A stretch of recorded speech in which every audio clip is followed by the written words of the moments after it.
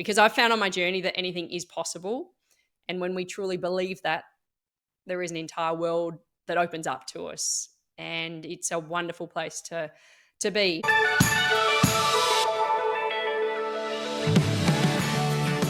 Hello, and you're with Aveline Clark on the 6-Star Business Podcast, where we have conversations about what it takes to be 6-star as a 6-star leader in a 6-star business in a 6-star world. And in this episode, my co-host is the wonderful Joanne Brooks, and together we sat down with Alexandra Andre, a coach, a runner, an author, speaker, mum, just an amazing person.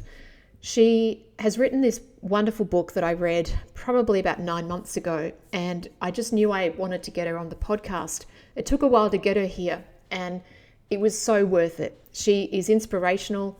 She's full of love and joy, and the message that she brings is actually the name of her book, The Power of Possibility. It's such a powerful and strong message that I think everybody can get something out of it. And this conversation just peeled back some layers and led us into the world of how she approached her marathon, her Ironman, what she's doing now. And I just love how she has this outlook in life that absolutely anything is possible. You just have to believe it. She's truly an inspiration. So sit back and enjoy this fabulous conversation with Alexandra Andre. It's always a magical adventure when we come here. So here we are for another exciting episode of the 6-Star Business Podcast. I'm your host, Aveline Clark. I've got my co-host today as Joanne Brooks. Welcome, Joanne. Well, thank you. Happy to be here, as always. Lovely. Yeah, lovely to have you. Thank you. And our guest is Alexandra Andre. And Alexandra, I'm so excited that you're here. It's only taken us, 6 months, maybe longer, 9 months to get you on the podcast. For one of these sliding doors of calendars and all the rest of it, but here we are finally. Thank you. Great to finally be here. I'm looking forward to it. Thanks, Evelyn and Joanne. Thank you. Well, let's kick this off. We love to get to know our guests and let our audience into a little bit into your life so they can get to know you. And we do this by asking a few questions up front, sort of like, where are you in the world? Who do you serve and how do you serve them? And what's something you like to do when you're not busy serving people? Sure, they're good questions to kick off with. Well, I'm based in Melbourne. We were just having a conversation before about how beautifully warm it is down here in Melbourne this winter. So I'm based in Melbourne. Who do I serve? I'm all about helping people untap their potential. It's been a big part of my journey in terms of discovering just what's within me and how much I've got within me.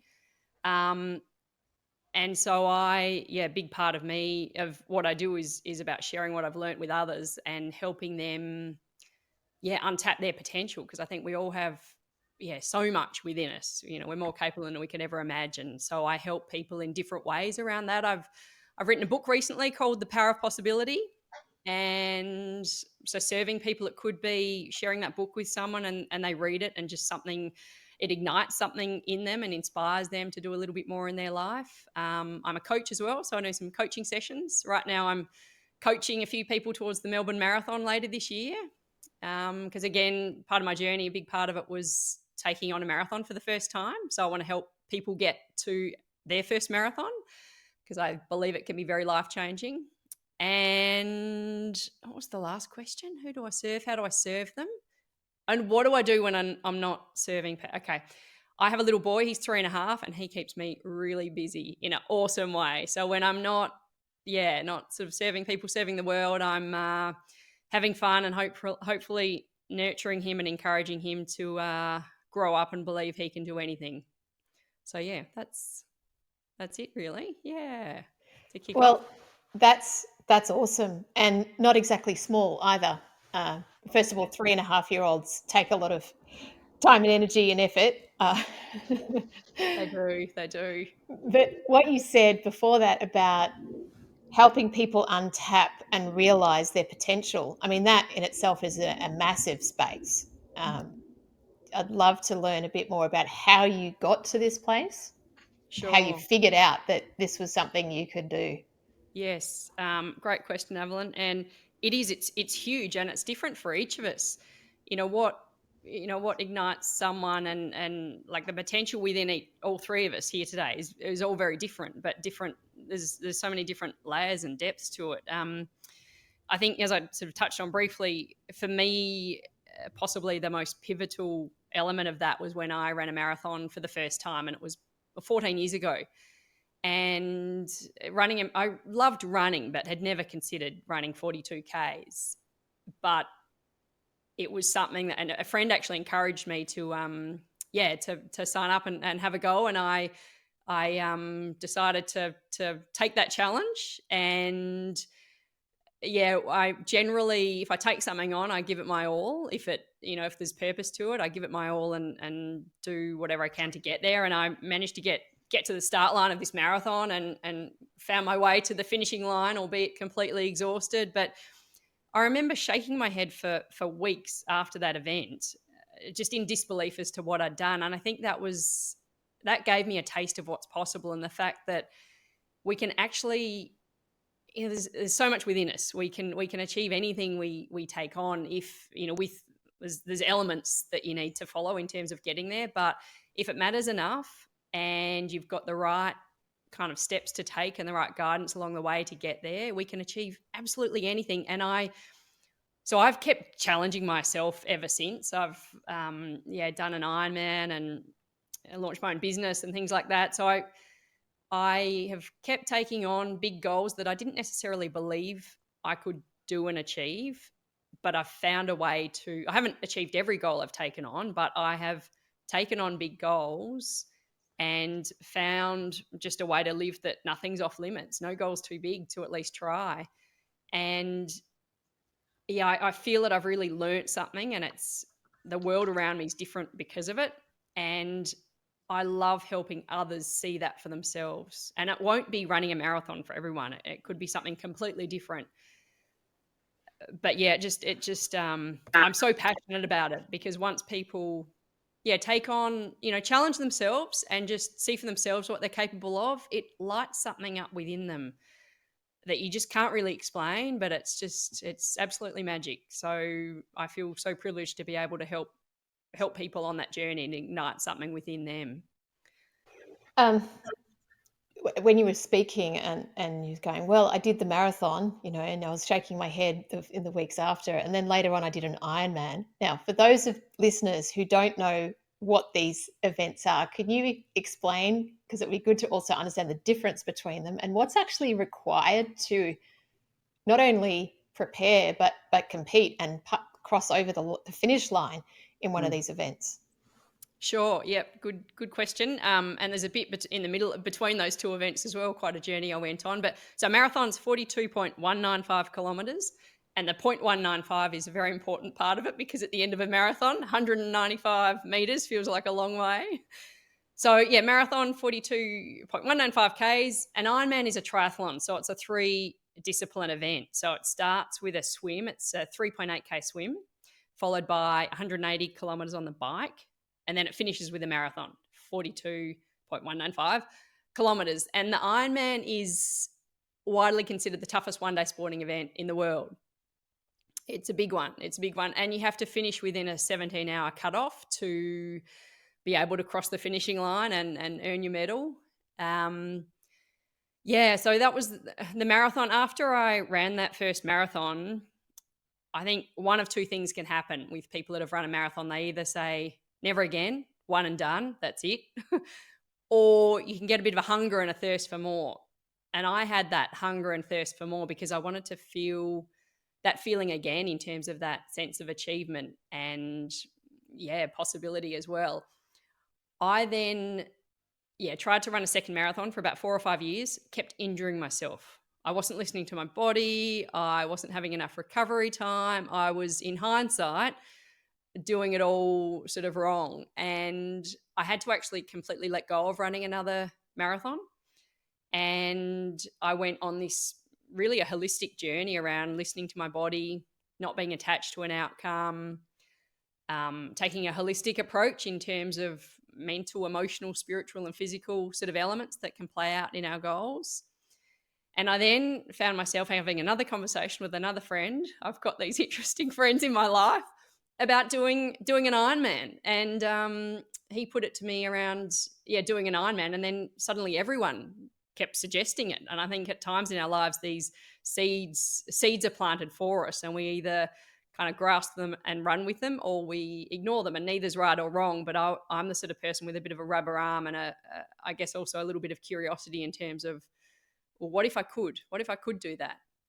So I signed up to this Ironman, and at the time I was an injured runner. I couldn't run more than 12 Ks without old injuries flaring up, but it just became this, such a purposeful journey and a really, really life-changing one for me. So to defy the odds, my own kind of sense of belief, and also my physio had told me I'd never run another marathon. So the sort of logical odds were that I wouldn't be able to do it, but I felt this sense of purpose that gave me this unrelenting drive towards taking it on and achieving it.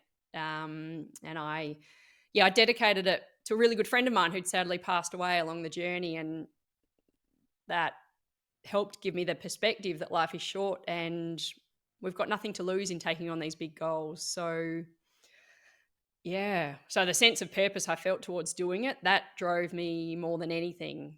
And I know, your purpose is a key thing for six star sort of elements. And I couldn't agree more, because I think the sense of purpose we do anything with is absolutely everything, and it's incredibly powerful.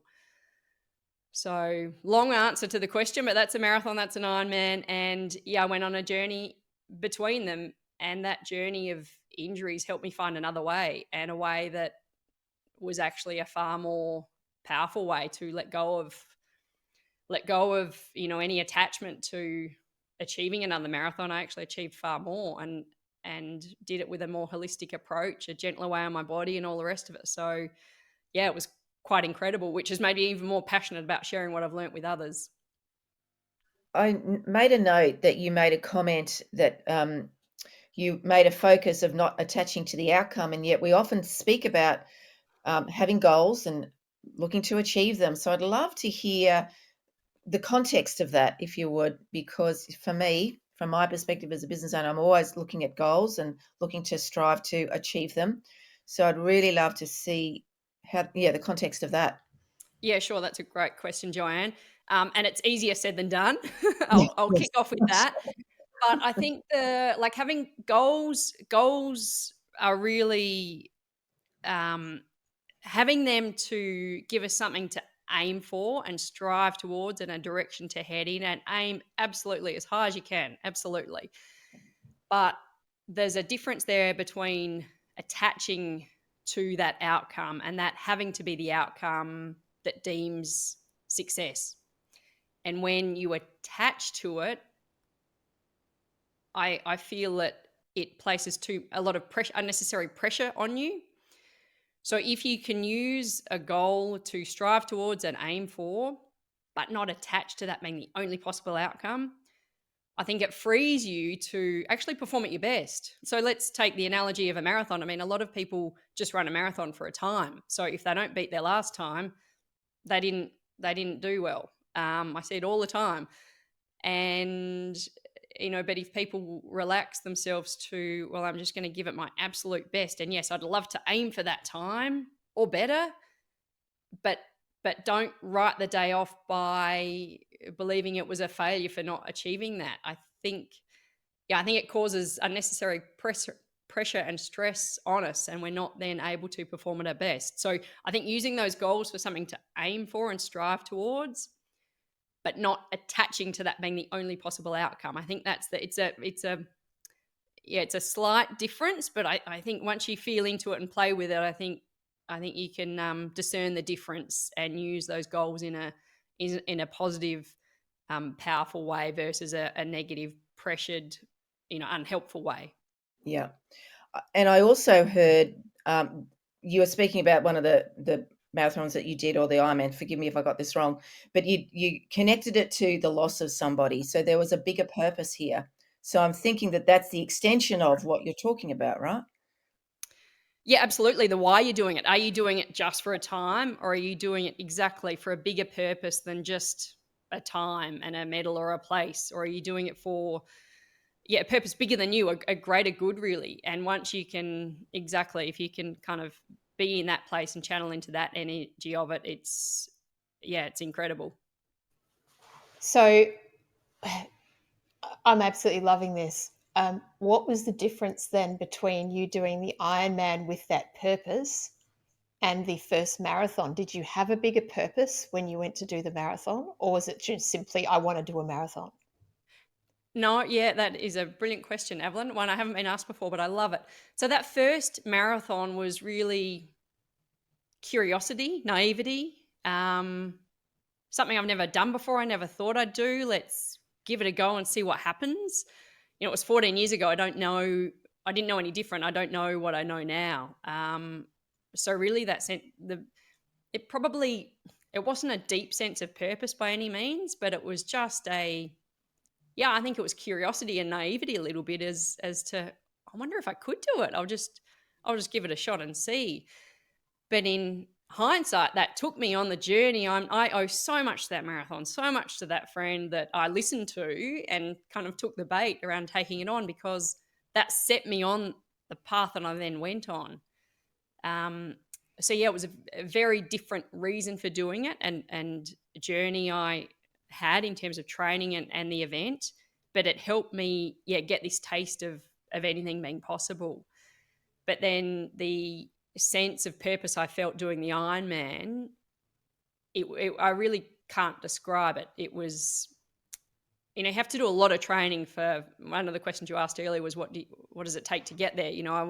I trained for about 10 months, sort of 20 hours a week. There was a lot of training in all sorts of conditions at all sorts of hours when you don't feel like doing it, on fatigued legs, all of those things. So it took a lot to get to the start line, and knowing I was doing it in memory and dedication and honor of my good friend, it just gave me that sense of purpose to do everything I needed to do, leave no stone unturned to get through every setback to get there.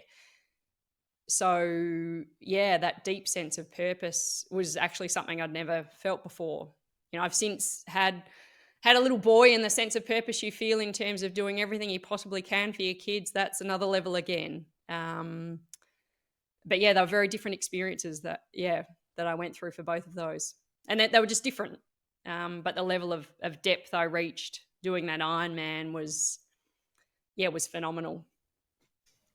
Can you share with us any, and please, hopefully this is not too personal a question, but I'd be really interested to know what kind of setbacks you had on the path to doing the Ironman, because I'd like to sort of really peel away how that purpose got you through those setbacks.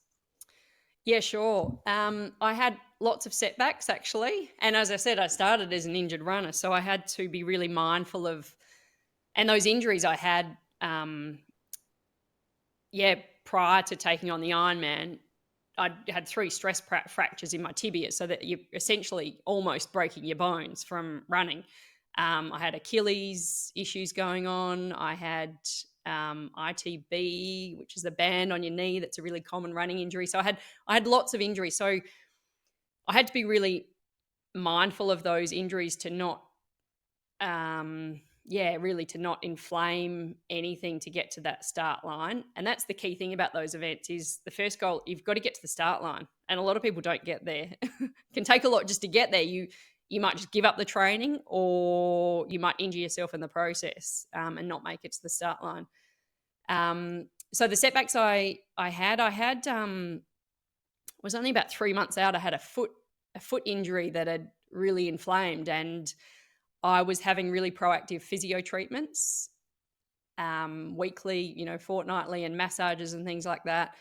And my physio said, well, I'm not sure, it could be a stress fracture. And if it was on my foot, that's it, game over. You have to rest for 6 weeks. And that would mean that I wouldn't be able to, potentially wouldn't be able to get to the start line. And knowing, having been there before, a previous marathon, I'd done all the training, and 3 weeks out, stress fracture in my tibia. So trained with friends, did all the training, and then couldn't make it to the start line. Incredibly frustrating and almost heartbreaking in a way when you put in that sort of effort. So I'd been there before.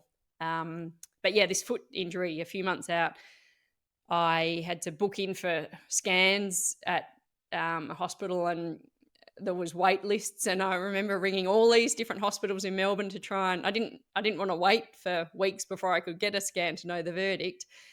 And I was so excited to get an appointment, and it was out an outer suburb somewhere. And I remember heading along and just so nervous. And I had the scan, and the nurses or the radiologists they're not supposed to sort of tell you anything afterwards. It's, a doctor's verdict, but she kindly said it looks okay. And I was like, because I think I'd shared with her the journey, and I was like, I just remember being so relieved. And I looked up at the sort of ceiling, and I said, and my friend's name was Mads, and I said, oh, we've got this, like that, just that sense of relief I felt in terms of that could have been a deal breaker, and it wasn't. And I was like, there's nothing can stop me now.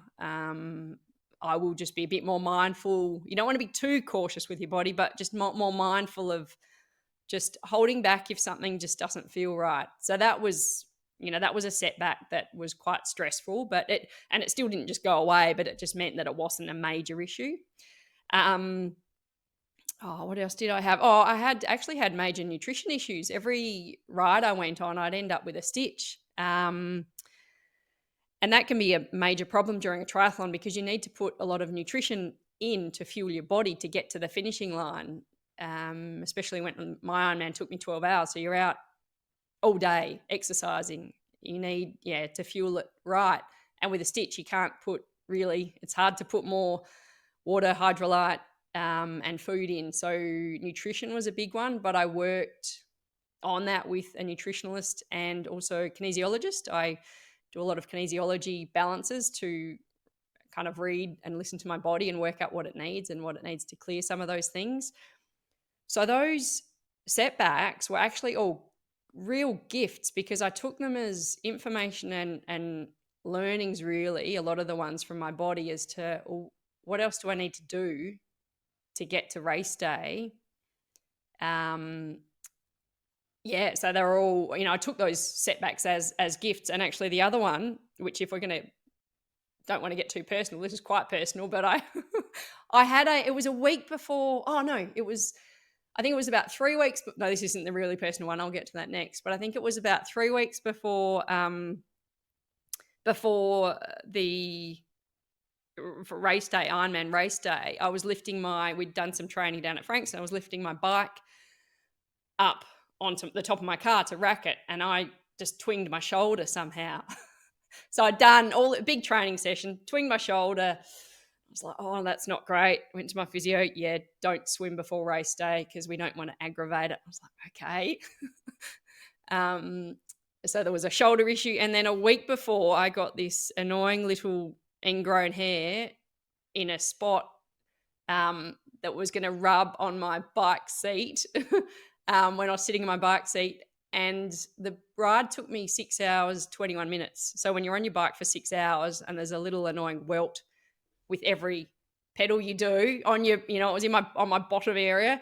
And I thought, I've done all this training, and a little ingrown hair, that had turned into a little kind of welt something, is going to hold me back from being able to do 180 Ks on the bike. So, but again, I had to just be patient, and there was nothing I could do for that. I had to let that sort of heal, and it did. So I actually had nutrition, foot, little things like that, the shoulder issue. A lot of little setbacks along the way.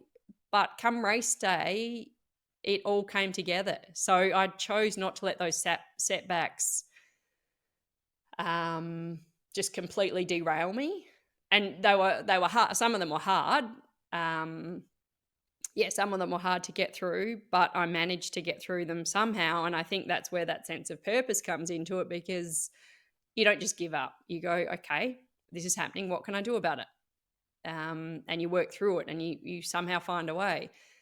And I managed to, and it did. Race day, it all came together. My nutrition didn't miss a beat. I was a couple of Ks out from the marathon, like I only had a few Ks to go before I got hungry. And having done all, almost 12 hours worth of exercise, to not actually feel an element of hunger until that point was a pretty good testament to having fueled my body just right to do what it needed to do, and also having got it really conditioned to being able to sustain that level of exercise as well. So yeah, on race day it all came together, but there was a lot of hard work, effort, and detail and precision that went into getting it to that level. I'm hearing, wonderful share. Thank you. It was amazing. But what I really hear here is that because of your connection to your purpose, you actually perceive or receive the challenges that came at you. You use the word gifts, and you make a conscious choice like you could come to a T and you could have gone left and went, yeah, I'm done. I'm out of here. And I know, I'm a business coach to business owners, and I know we've all got a choice. We all have to see the gifts in the challenges that come our way.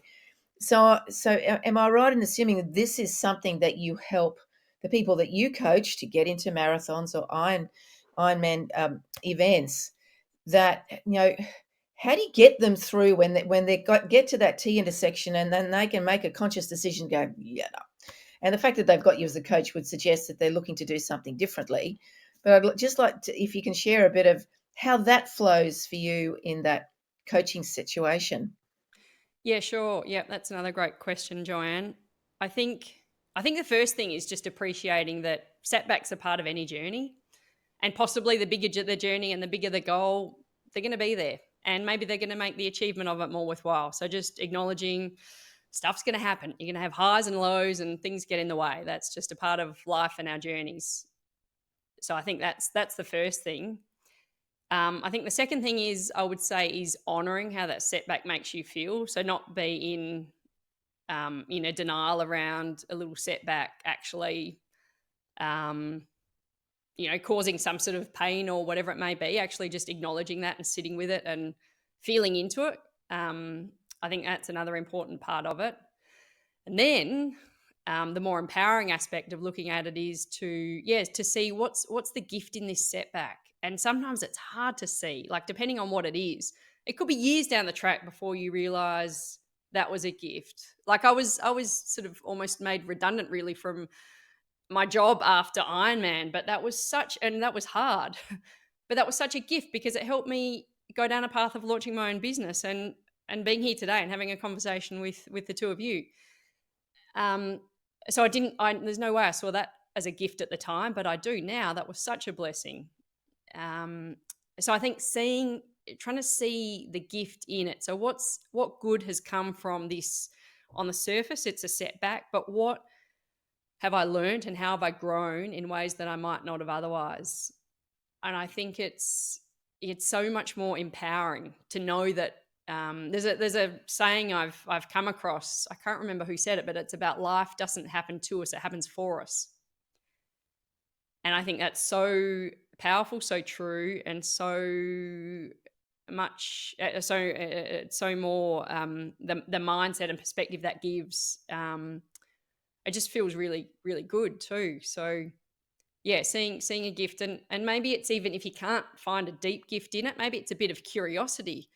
I wonder why this is happening. Okay, that's interesting. Just sort of, yeah. And I guess that's the beauty of a coach, and I'm sure you help people with this, Joanne, but just around, sometimes you need that sounding board to help you see it, because it's hard when you're in it and it feels like something's been done, let's say, to you and you can't control it. It's hard to lift your head up from that. So yeah, sometimes having a sounding board to kind of help you get to a place that helps you move on. And I think actually when we see a gift in a setback, it helps us move on quicker than being kind of caught up in that, whether it's the victim or the hard done by kind of state. We can get stuck there.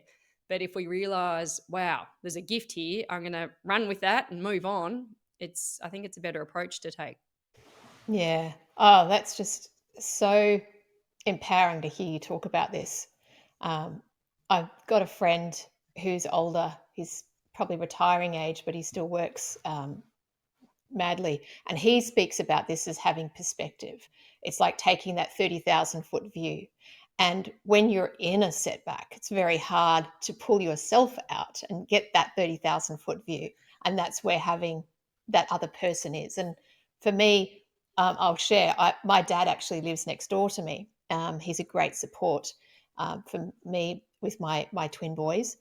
And he went through his own business. He went through a recession in Australia. He lost his business. You know, he then started another one. So I grew up around someone like my dad being in business. And today, no matter what happens, I can walk up the stairs next door. I can talk to him, and he's like the sage. He gives me the 30,000 foot view. And I'm very grateful for that, because I know that it's extremely rare for people in everyday life to have someone that can give them that. And so that was just more of a reflection of gratitude when you were speaking.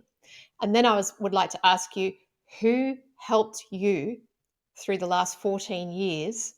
Because obviously you don't do a marathon on your own, and you don't do an Ironman on your own. And you've talked about having a nutritionist and a physio, a kinesiologist. But can you share with us the importance of the team and who you had around you to get you through that time and those Sure. events? Yeah, sure. Well, I think team's key. Team is key, and that might vary over time. And your dad sounds like a wonderful asset and perspective in your life, and that's I think it's also good to realize who those people are and just the gratitude. So for my marathon, I had a coach that did a program for me, and he gave me guidance around a program and then tweaking it along the way. And that was, and I have such gratitude to him, because without that, without that guidance, I wouldn't have known what to do, and I would have possibly injured myself a lot earlier, perhaps. And that's the support I now offer to people around getting them to the first marathon, and tweaking things as we go. So for that first marathon, it was very much a running coach, Michael. He was brilliant. And just having that, knowing someone's in your corner, and you don't have those expertise, but you've brought someone in who does, and can give you that guidance is key. Absolutely. Then, well, through all the running injuries, it was really my physio helping me. But also I found kinesiology. Belinda is a really good friend of mine now, and I went to her initially as a kinesiologist, and I have learnt so much about the mind-body connection through her, and also, so much generally about life as well. She's a wonderful friend and a really good teacher for me as well. So she's often my sounding board. For Ironman, she was absolutely on the team. And I had a triathlon coach, I had a nutritionist, I had a massage therapist. Who else did I have? I probably had others as well. And so they were the technical experts that I brought in. And then I had good friends who'd been there, done that. And sometimes that's all you need, and it might not even be they've done that, but actually they can just sit, listen to you, allow you to, be that sounding board, and then, give you that encouragement and belief and that positivity that you might really need at different times. So, I believe, running and triathlon is, it's an individual, on the surface, it's an individual sort of sport, and you're the one doing the effort on race day, but you can't do it without, the right team around you in terms of supporting you, whether that's from a what to do kind of perspective, or just that emotional, mental support. Team's key. I don't think we have to do everything on our own. Although I still learn that lesson a little bit. Like, I'll give an example of when my son, it took 2.5 years before he started sleeping through, and that was really challenging. And I think it was, he was a little bit over 2, and I thought, I don't know if I can. You don't know if you can keep doing it, but you do, because you have to. But it wasn't until then that I kind of put my hand up and thought, we need a sleep coach. And within 3 weeks, he was sleeping through. Why did I not? You learn the lessons you learn at the time. None of it's right or wrong. But, I recognized that I don't know what to do and I'm lost here and this is really stressful and we could both be getting a lot more sleep. And then I went and found the right help and support, and I actually can't believe how quickly, our nights turned around. It was incredible. And sometimes you don't know how good that support is until you go and find it and engage it. But it's really worthwhile doing. And also, I think it takes some awareness, maybe, and vulnerability around recognizing that you don't know it all. You don't have it all within you, but going and finding it as well. So yeah, look, team, so incredible. And that will look differently based on what our goals are and where we're at in life. But having that team is huge. I absolutely love the analogy because, as I said, I'm a business coach and I love the analogy. Look, I don't believe you should do business on your own as well. Same sort of concept. Surround yourself with the right team. And I know many people in business often get caught in the trap of being surrounded by the wrong people, or they allow the wrong people to come in and get in their head. So I'm curious to see, how you manage that. So it's a bit of a two-pronged question here, but then you've got people who are coming to you. What is getting them to the point that they're going, I need some help? Because again, it's the same analogy for business. Where are they getting to that they go, actually, I need to go find somebody to help me out, and I need an expert in my team? Yeah. Yeah, sure. I think, well, in terms of people coming to me, they've got a big goal they want to take on, but they can't, like a marathon. There's a man at the moment I'm coaching towards his first marathon, and he read my book, loved it, had never considered doing a marathon before, has now signed up to the marathon, is training for the marathon, and I'm coaching and I'm being that support for him because he said he doesn't know, running is new to him, he doesn't know much about it, so I can offer that support and guidance to him. So I guess in terms of why people are coming to me, I think it's because, well, that's how I'm positioning myself, is they've got some sort of big goal and they want some support and some belief and some, what do I do to get there? And I can offer that for them. I think, just to pick up on the point you mentioned around the people we surround ourselves with, if I can just talk to that, around that impact we all have on each other, that was something I also learnt through Ironman, like just to see how I dedicated the Ironman to my friend and the impact that had on family and friends. I was blown away by that. And that's another thing I can't really describe well enough, but just I saw firsthand the positive impact we have on each other, but also it can be on the flip side. It can be and seemingly negative impact as well. So I think being aware of the impact we all have on each other, and hopefully going about your day, as I'm sure we do, around wanting to have a good impact for the people around us and the world at large as well. But not underplaying how influential that can be in terms of that impact. And sorry, have I digressed there a little bit, but I just wanted to pick up on that impact point, Joanne, because it was a good one. Yeah. No, terrific. Yep. Thank you.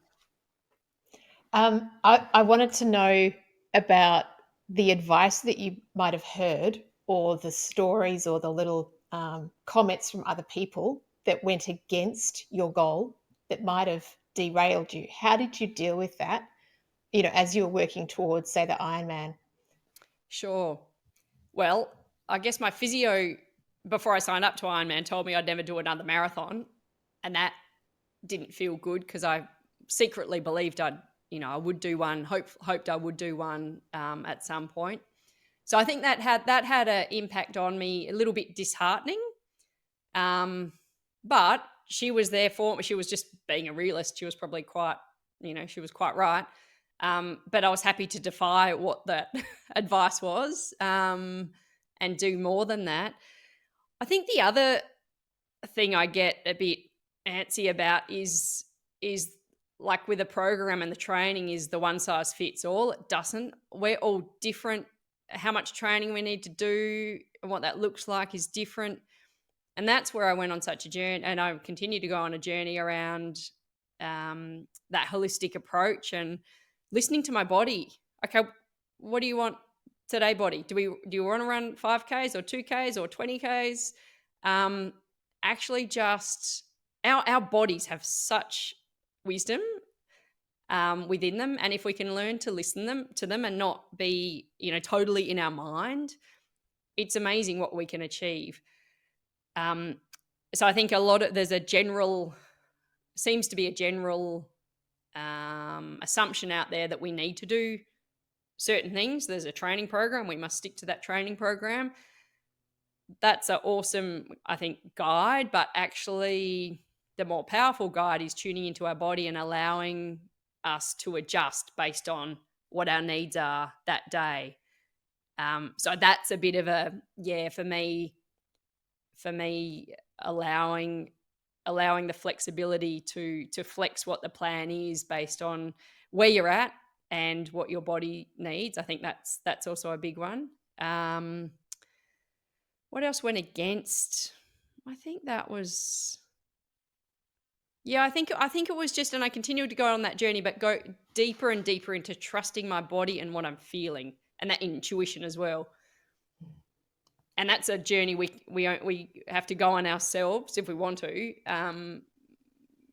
So then you're listening more to your body than those around you, whatever that advice is. The deeper I get honing in, I think the more guidance I get, if that makes sense.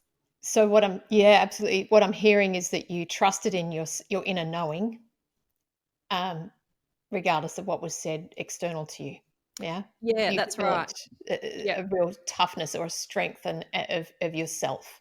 Yes, absolutely. And that was such a journey. It took years, and it continues to, I'm continuing to go deeper with it. But when you start out, you naturally look for advice from those around you, the experts around you, but you need to overlay that or underpin it with actually what feels right for me. And it's like a muscle you need to keep using to actually trust it and go, okay, this is right for me. So yeah, absolutely. So you were doing a physical goal, okay? Like let's compare your Ironman to, say, an entrepreneur who is birthing a new innovative product. So their goal is more intellectual. How do they develop that inner knowing where you had your physical body as a tuning fork, literally, to know, as well as your internal intuition? I almost feel like you had an advantage. I don't know if that's true. Yeah, sure.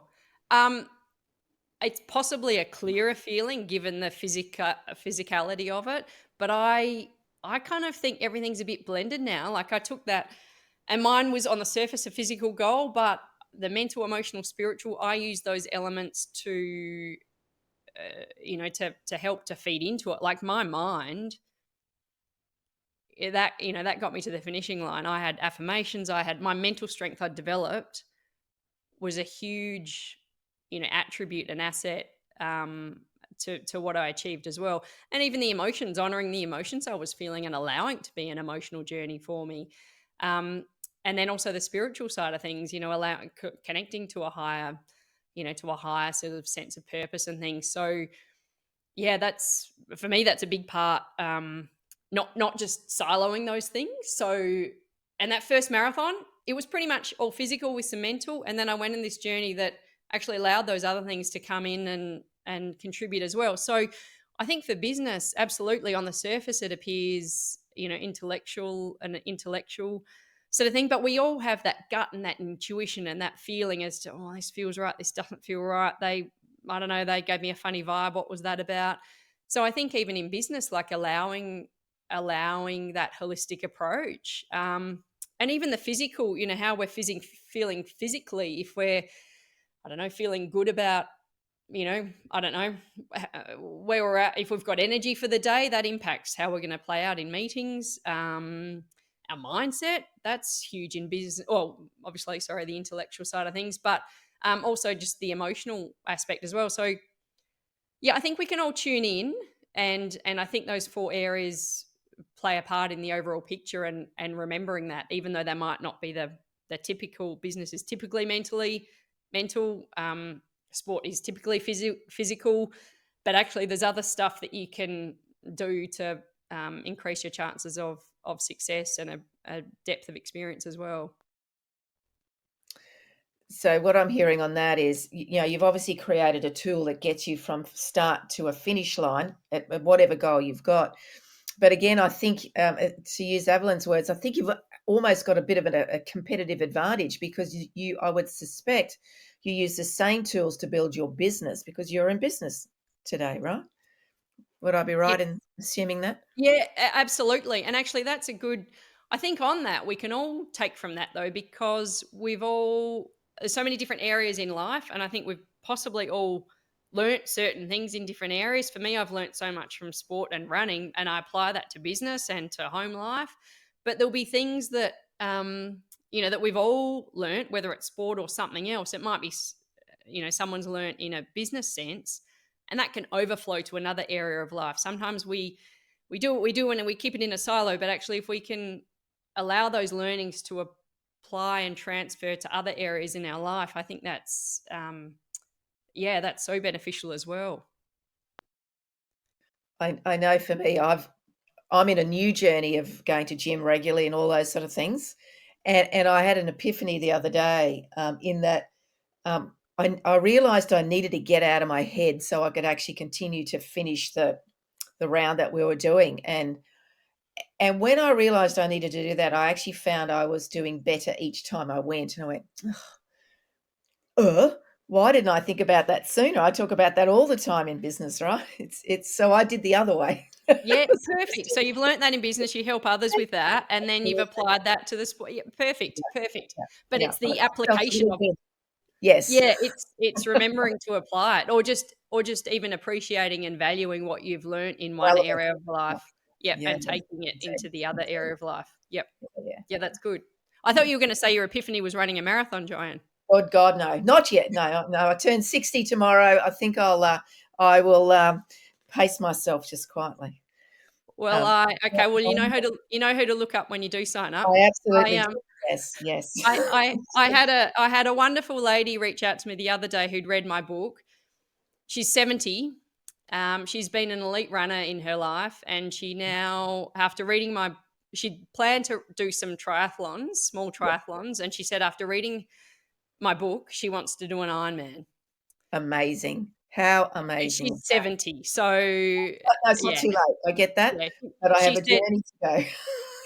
yep. But she said, am I too old? And I said, oh goodness, no, let's do this. So, Yeah, that's that mindset of possibility, right? Anything's possible. indeed, So, indeed. yeah. Thank you. I'd love to just take a little journey on another path to take you back to the Ironman and how you had dedicated it to your friend, Wags? Mads. My apologies, Mads. Yeah.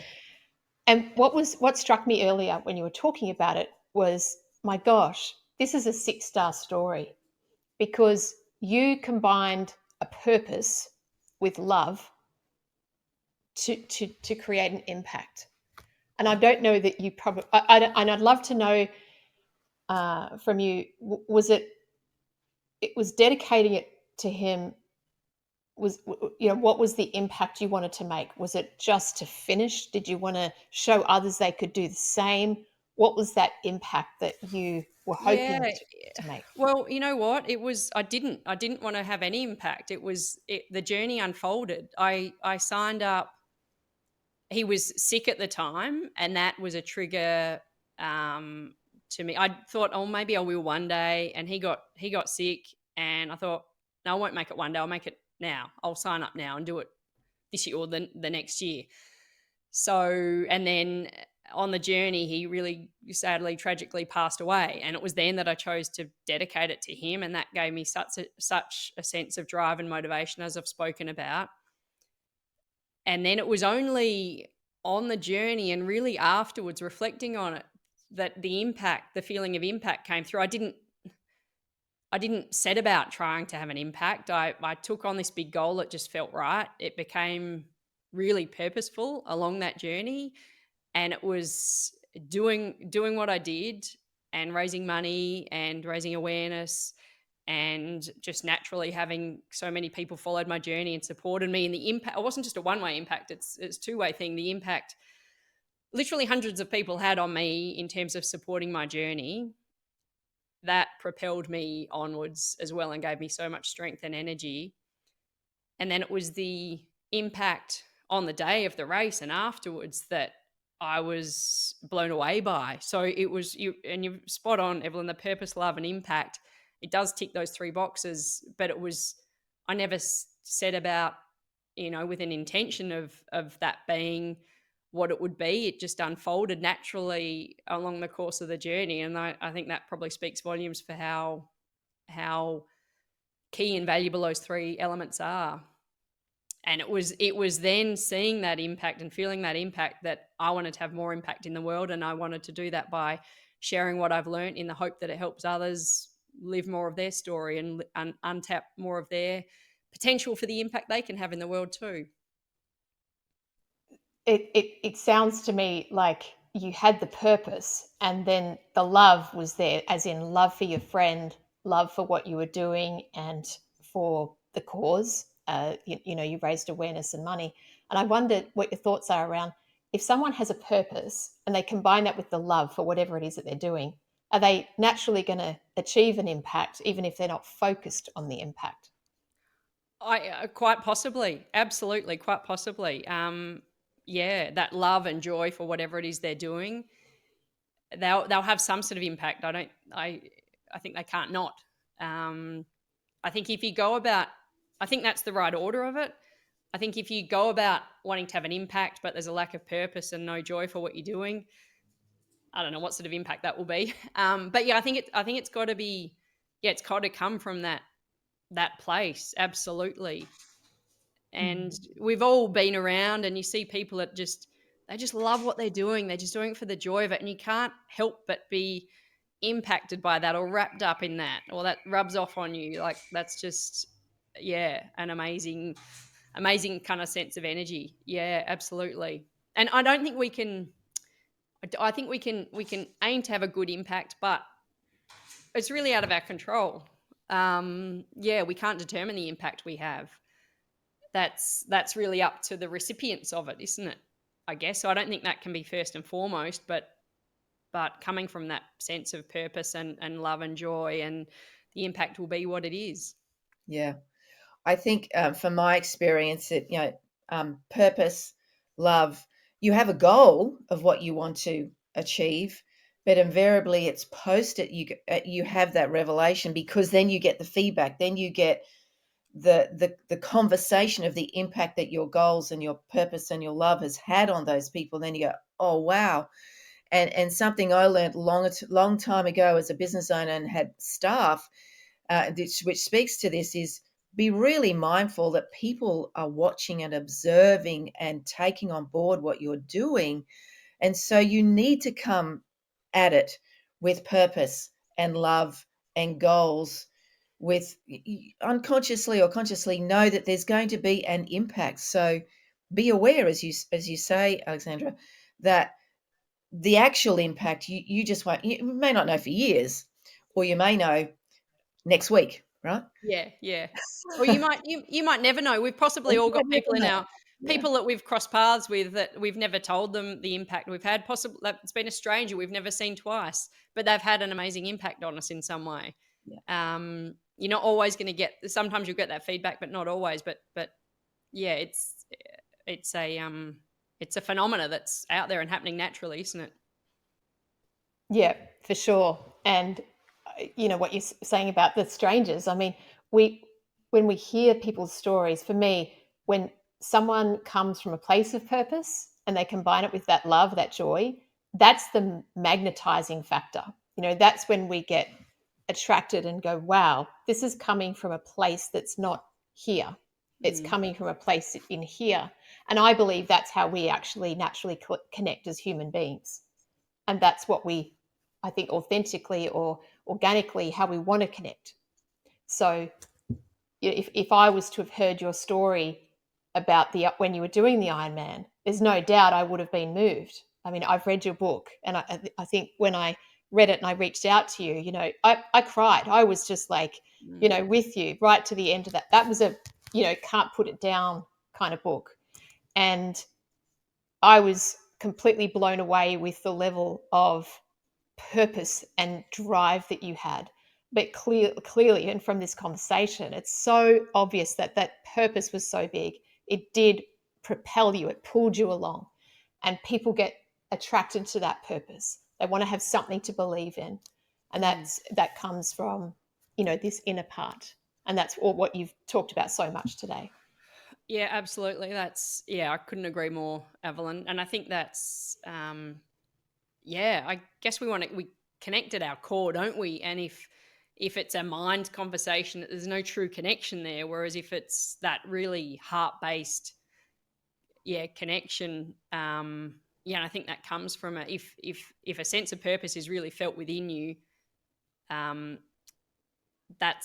it's obvious, and you really can't describe it, can you? Almost, it's just a feeling, and you can feel that within someone, absolutely. And I think that's how true connections, that's a form of true connection and human nature to want to connect at that level. For sure. I think that type of purpose is almost it's so deep, it's in your DNA, so that you're living and breathing in, and it's so aligned to your values and why you exist and why you do what you do. And I think the good thing is human nature often will pick those that aren't genuine, those that aren't deep-seated, that it's just a bunch of words sitting on a wall. Like you can walk into a business and you just know that the words on the wall do not connect with anyone in that building. Yep. And sadly, you see it in large corporates because it's something that's created by a marketing company to serve a purpose. So I think, the lovely thing about working with small business, again, I think they have a competitive advantage because often that purpose is from so far within them. And then when it's shared, you get to take people on a wonderful journey, which I suspect you do that. And I feel as though we've done that today, which is just lovely. Yeah. What a purposeful journey we've been on. Yeah, you bet. It's been amazing. As we come to the end, Alexandra, I'm wondering, do you have any tidbits or advice or something that you'd like to leave our listeners with to take away, mesh on? Sure, absolutely. I think the word for me is possibility. So I'm all about the power of possibility and living life through a lens of possibility, not limits, and taking on big goals. So if anyone has a big goal that is on their radar or sort of been hovering around them for a little while now, and it feels like one they'd like to take on, don't deny your chance to try based on, I don't think I could. If it matters enough, you'll find a way. So I'd encourage people to go after that big goal and see what happens, because it just might change their life, and it just might help them get to a level of self-belief that helps them take on other big goals and just live life in a even in an even bigger way. Because I've found on my journey that anything is possible, and when we truly believe that, there is an entire world that opens up to us, and it's a wonderful place to be. So the word I'd like to leave people with is possibility. And don't say you can't unless you've tried. Could I ask you one last question? Sure. What's your next big goal? My next big goal, well, I haven't actually told anyone this yet, but I've signed up I haven't done much running since being a mum, but I've signed up to Melbourne Marathon to run this year. And thank you. It's in 16 and a half weeks. I'm not sure how I'm going to get there, but I'm going to give it a try. So I'd love to run my first marathon as a mum. And I know my little boy will be out there on the sidelines cheering for me. So that's my next big goal. Amazing. Well, I look forward to seeing you cross that finishing line, right? Amazing. Thank you. Yeah, me too. That's so inspiring. And Awesome. I love the possibility line, and I think just talking to you in this conversation today, there have been times when, I don't know about you, Joanne, but I've just sort of had goosebumps, And Yeah. I've just got this sense that, wow, you can achieve. And then you ended, just then saying anything is possible. And I'm just like, absolutely. That's how I feel from Yes. this conversation. Thank you. Good. Mission accomplished then. Job done. Yeah. Amazing. Thank you so much for being with us today. Yes. I'm so grateful for your sharing your story and what you went through and just everything. We've covered so many areas, and I just love how you have such a holistic approach to life and going through the journey and allowing. And for me, the key takeaway was what you said about life doesn't happen to us; it happens for us. And by allowing ourselves to feel into and not react and not try and control the outcome and take the lessons along the way, it's a much more empowering place to come from. And you combine that with the purpose and the love, and you're unstoppable. Absolutely. Anything is possible. Yep. Indeed. Oh, my pleasure. Thanks for having me. I thoroughly enjoyed the Thanks, conversation. Alexandra. I'm particularly passionate about it, as you can probably sense. So thank you for the opportunity, and you guys having a huge impact in terms of bringing guests in and producing this podcast. So I applaud you, and I encourage you to keep doing it. So thank you for having me on today. Thanks, Thank Alex. you. That's wonderful. Thank you so much. Look forward to speaking with you soon.